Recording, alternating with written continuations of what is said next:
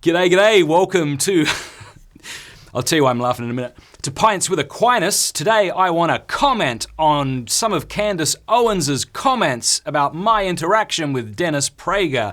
I'll only go through a very, very short section of her segment on that interaction with Prager.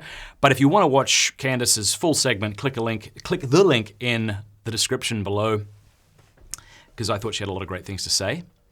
So you can check that out. But before I do that, I want to say thank you to everybody who has subscribed to the channel recently. It really does help, and if it doesn't help, it makes me feel good. And so I appreciate you subscribing. We've had almost 6 million more views than normal, I think YouTube said. That might have to do with Ben Shapiro giving us a shout out and Candace, but it probably has more to do with me being hit at full speed by a woman on an electric bike. I'll put a link to that below so that you hooligans can watch it and have a good laugh at my expense. I joked with Thursday earlier that if the numbers begin to dip, we're going to have to manufacture another terrible accident in which I get seriously hurt. Because apparently that's what the people want. Before I go to this clip with Candace, though, I wanted to say this book of mine, The Porn Myth, which you can see on screen and which I'll put a link in the description below to, is something I want you to check out. It's a non-religious response to pro-porn arguments that I wrote a few years back. And so I don't mention our blessed Lord, I don't mention scripture, I don't talk about sin. Why? Because I think just like we can make a non-religious argument against abortion, we can make a non-religious argument against pornography. And so I wrote this so that those of you who aren't convinced by religious arguments or even moral arguments might be convinced by the cornucopia of evidence that's coming out from modern neuroscience and psychology, etc.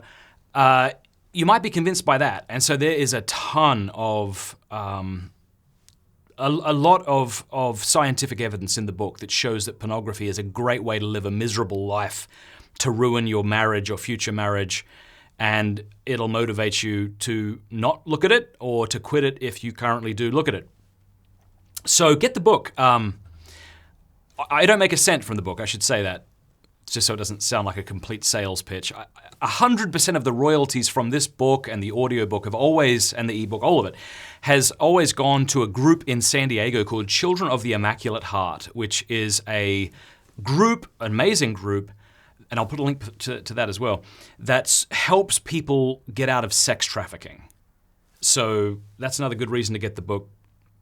Funny story about the audiobook version of The Porn Myth. I was contacted by an audio book publishing group, and they said, we'd like to turn your book, because it was a bestseller on Amazon for a while, into an audiobook. And I said, well, thank you, you're gonna have to talk to my publisher. So they did, and Ignatius Press said yes, and they agreed to terms. Not sure what they agreed to. But I then said to the publisher, the audio publisher, would you like me to read the book? Because I know people sometimes appreciate when an author reads his own book. And they said, yeah, send us a sample first. So I said, all right. So I was on vacation at the time, and I remember getting the email and then like laying on my bed in a hotel room, opening up my laptop and recording a chapter of me reading the book. And I read it as well as I could. I put everything into it. And I think the next day they got back to me and went, yeah, nah. And they went with some English fella instead, which is why I've always hated the English, at least since that point. This is why I even hate George Farmer. I only pretend to like him for the clicks, you see. But all English people are now dead to me. None of this is true. If anything, the book sounds, if you listen to it, I'm going to sound way more intelligent than I would if you just read it, because English people just naturally sound more intelligent. All right, here is a short clip of Candace Owens. Again, it's only like 20 seconds, but I find it very interesting, and it made me think a great deal about pornography and intrinsically evil acts and things like this. So I want to comment on it. This isn't my solidified thoughts on the matter. I want to point that out as well. These are more like philosophical ruminations that I'd like you to enter into with me by commenting below in good faith. This is something I want to, like, I want us to get better at exposing, as the book says, the reality behind the fantasy of pornography. I want us to get better at arguing against pornography, at showing why it's evil. And I don't I'm not the expert on that. I want to learn from you. I want us to learn together so that we can all do a better job at this. All right? So here is what Candace said. That every single person that plays a video game that has guns is going to Let me go back add here, because it was super interesting when we were having this discussion when I was having this discussion with my team. Somebody brought up video games. They said, okay, but you can separate thoughts from behaviors, because do you believe, Candace, that every single person that plays a video game that has guns is going to wind up shooting a school?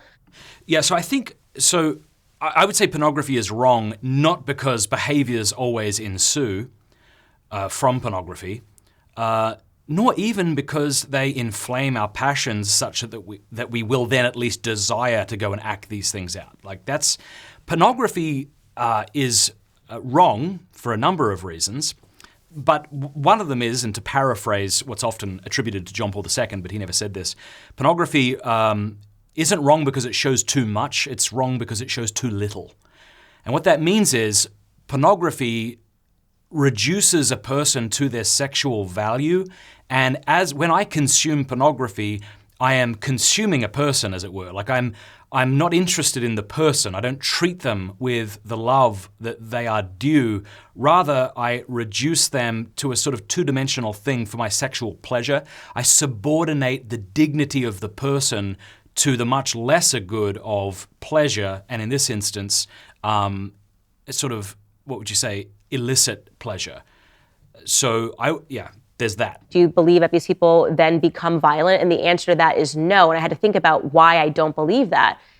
Well, But it's a good point. Like if your argument was, if people watch pornography, then they're going to act out these things, then the necessary follow-up to that would be, okay, but people watch other evil acts and don't follow up on those things. So if that was all your argument rested on, it wouldn't be enough to condemn pornography. And I'm pretty sure Candace sides with me here. So she's just sort of reflecting as I am here. So I'm not trying to nail her down to a particular argument against pornography. Reason is because I don't believe that people are picturing themselves when they are playing video games, which is different. With pornography, you become aroused by the scene. You imagine that it is you that is in that scene, that is acting that part out, that is being played by a pornographic actress. Yeah, I don't know if that's not why pornography is wrong either, though, right? Like pornography is not wrong because I imagine myself in the scene. Pornography is wrong for other reasons. That might be one of them, or at least pornography might lead to more severe, deleterious, whatever consequences as a result of me imagining myself in pornography. But that's not, I wouldn't say that's why watching pornography is wrong, whereas watching, let's say, an assassination take place within the context of a movie is wrong. Right. Or isn't necessarily wrong. Okay. In video games, when I played Mario Kart, I wasn't like, I have a lot of road rage. I'm imagining that it's actually me that's actually throwing this. I'm so angry today about what happened on the road that I'm going to go home and I'm going to play Mario Kart. No, this was actually me just engaging in playing a game, not me picturing me being that actual individual. So that.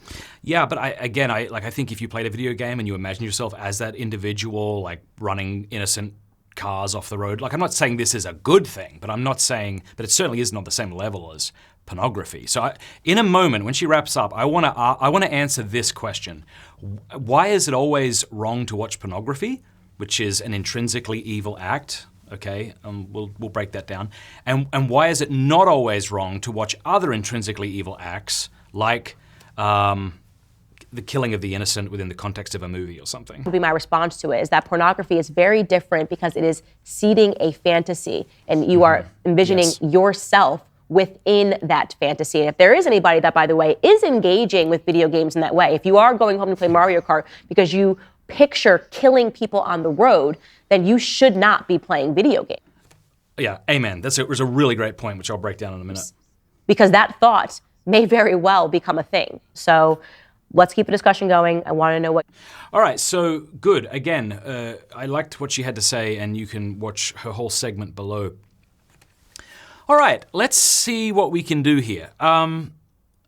Here's the question. First of all, what is an intrinsically evil act? This is sort of philosophical language that you might not be familiar with. But whenever we consider a human act and whether it is good or not, we have to take three things into account.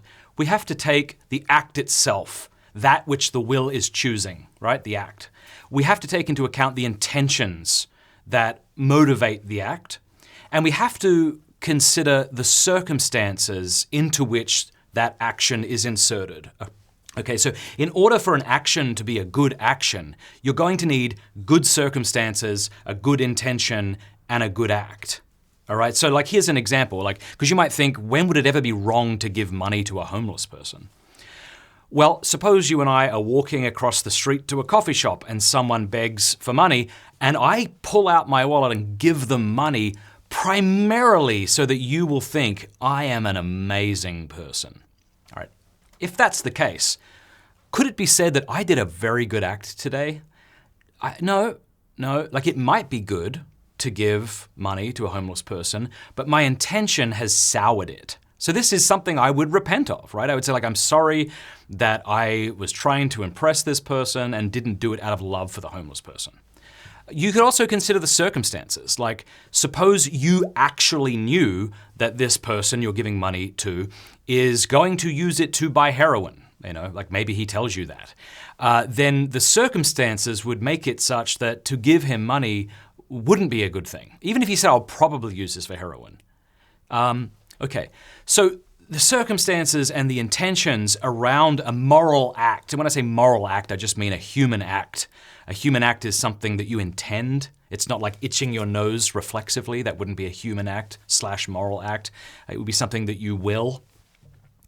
Okay, but when we say something is intrinsically evil, what we're saying is there's something about the act itself that is so disordered that the intention and circumstances cannot change the moral evil of that act, okay? So if I, kill grandma through euthanasia because she wants to, and because she's suffering, and because I will for her not to suffer anymore, and like I could think of. You could think of a good intention. I don't want her to suffer anymore. All right, it's good intention. You could think of circumstances around that act. She won't suffer anymore, or some other good may come of it. Like all of her money is going to go to this charity. But the act is disordered. Like you're never allowed to kill an innocent person. So this is what we would call like an intrinsically evil act.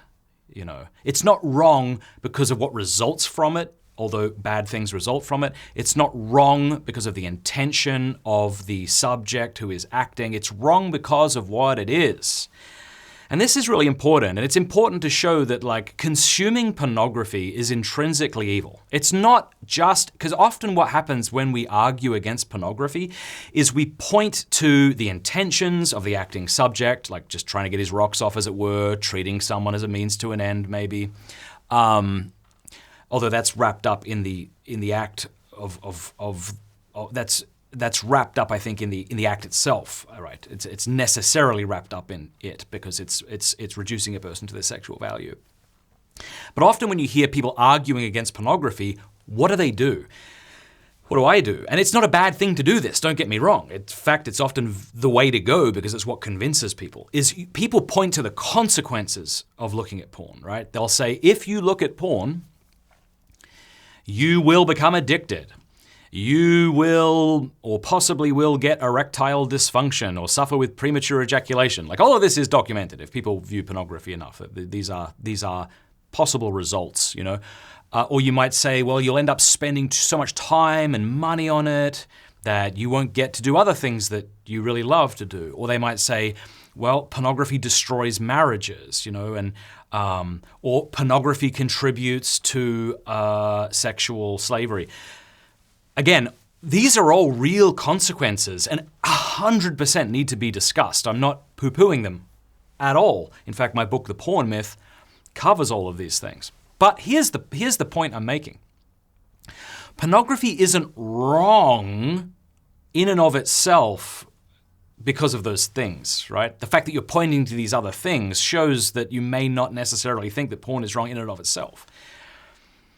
But I would say that even if you could do away with all of those negative results, right? Like even if you could moderate your pornography use so that you don't get addicted or erectile dysfunction or premature ejaculation, even if it is quote-unquote ethical porn, such that you know without a doubt that the person engaging in it isn't being forced to engage in it against their will, and that kind of thing.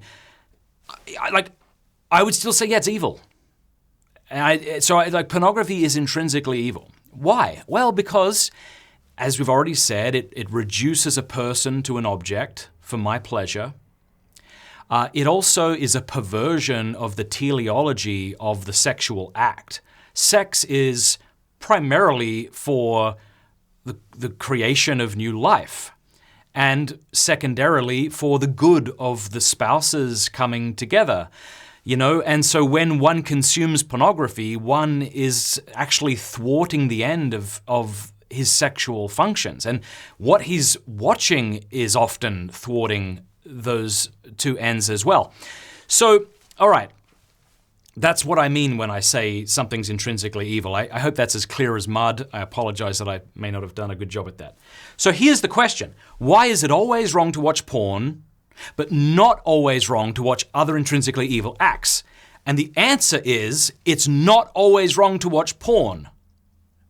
Now don't pause or hate me, you need to let me finish. It's not always wrong to watch porn. What the hell do you mean, Matthew? You're a Catholic, how could you say it? Let me give you a couple of examples. Somebody on YouTube, or some team of people on YouTube, are presumably monitoring videos that get flagged for sexual content. Some of that sexual content, I'm sure in the history of YouTube, has contained child pornography. The team of people that have to review a video that contains child pornography in order to ban it, to report it to the authorities, to find the perpetrator, to identify the victims, and this isn't just true of YouTube, this is true with law enforcement, etc. What these people are doing is an act of love so that they can put this fella behind bars or delete the videos, ban the accounts so that this evil filth isn't seen by people who use YouTube. All right, so that's enough of an example. Here's another example. Suppose a mother wonders why her son is getting really defensive about his phone. And whenever she walks in the room and he's on his phone, he gets really defensive and she thinks, maybe what's he doing? So she gets hold of his phone, and if she should have his password, and so she opens the phone up and she sees what her son has been viewing, and what he has been viewing is pornography. Okay, so is that woman consuming pornography? And I think here you got to make maybe a distinction that's going to sound a little trivial, but if you agree that the woman's not necessarily doing anything wrong in seeing pornography, then I think the distinction has to be made maybe between watching and consuming, like interacting with the artifact in the way in which the producer or distributor of said artifact wants you to engage with it. So it's not always wrong to look at pornography. Those would be two examples that I can think. Sure, almost always it's wrong to watch pornography, but there are certain instances in which it wouldn't be wrong. All right, so then you say, all right, so what about video games in which an innocent person is being harmed? And sure, fair enough. I think there are video games that people shouldn't be playing. I think there are video games that do dull our moral sense, that do pervert our imagination, that do waste our time such that we never get to engage in what the Lord is calling and commanding us to do, right? That's all true. But if you think of let's just think of an assassination within a video game or a movie, right? So here we're talking about real or simulated events. It's not always wrong to view what unfortunately I have to use this example, it's unfortunate that it's so commonplace, a school shooter did. All right, okay, but so when would it be wrong? So if it's not wrong to see necessarily an assassination take place within the broader context of a movie, when would you put it at the same level of pornography? And here's an example, right? And again, this is philosophical speculation, so sometimes things get weird quickly, and it might get a bit weird here, but stay with me if you want. Suppose a disgruntled 18-year-old boy hated his father, and actually thought that fathers were the cause of a great degree of evil in their children's lives. And so this person began to create videos, real or simulated, let's say simulated, in which he displays the killing of an innocent father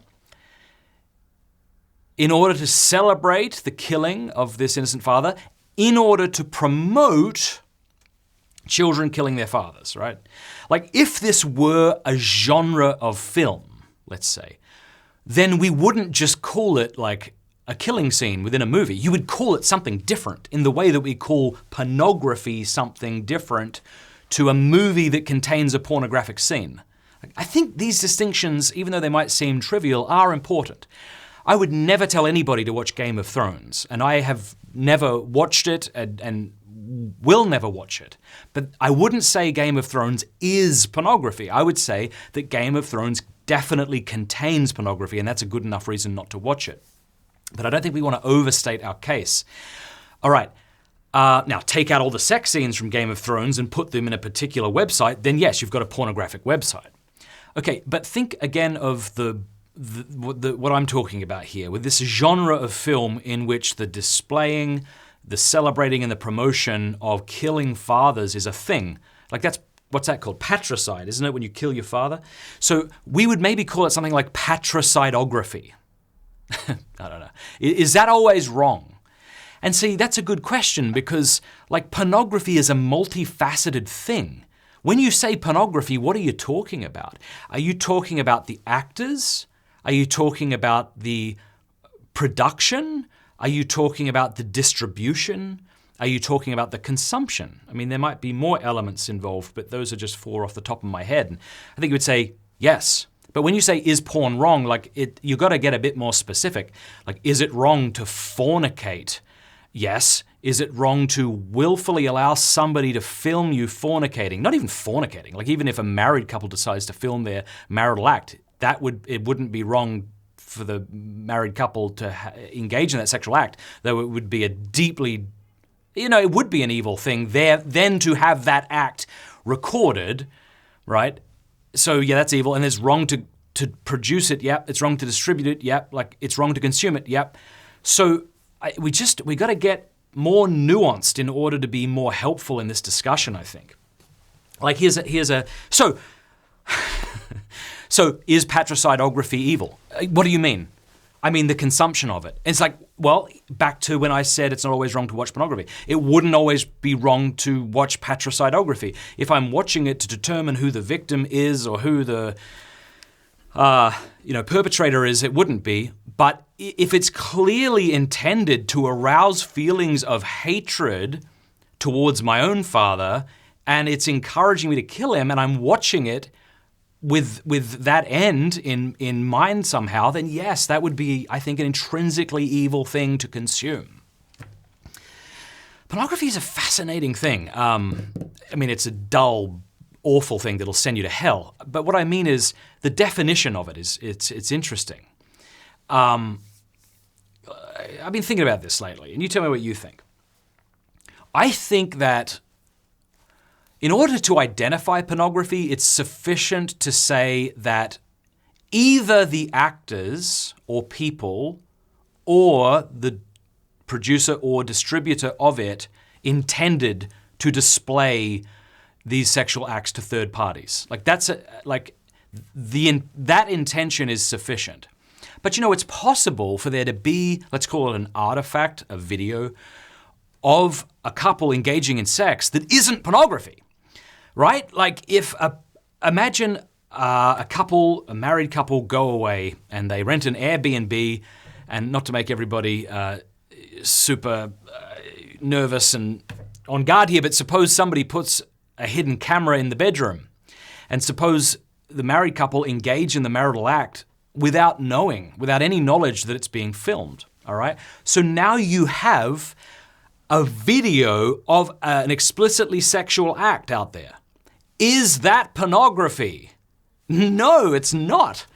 Like, there has to be the intention either of those engaging in it, that they would then distribute it, or just the distributor. So then Oh, golly, so many thoughts are rushing at my head all at once.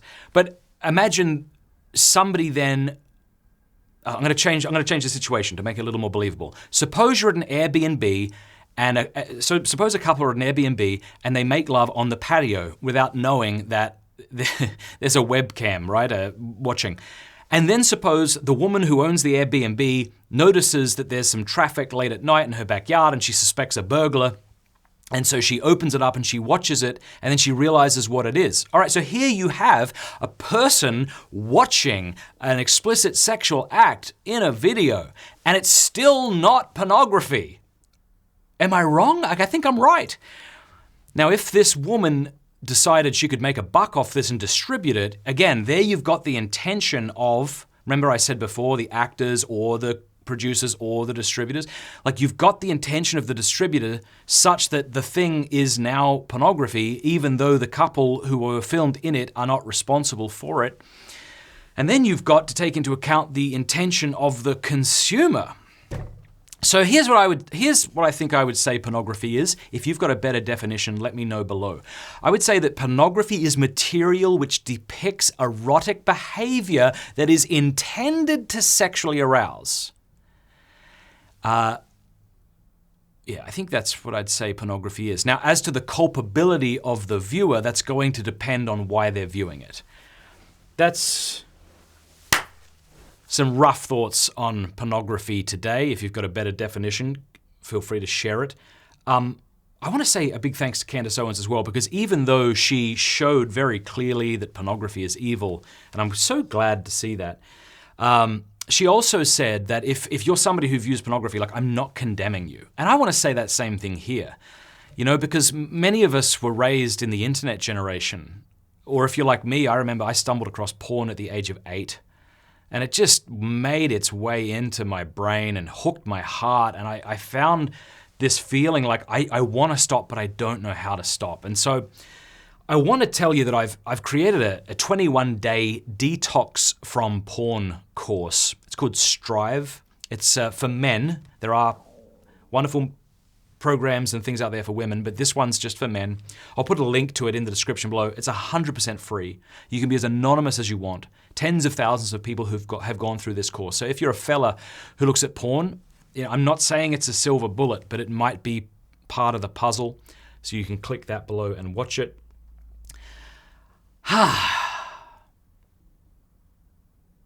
Yeah, I think that's it.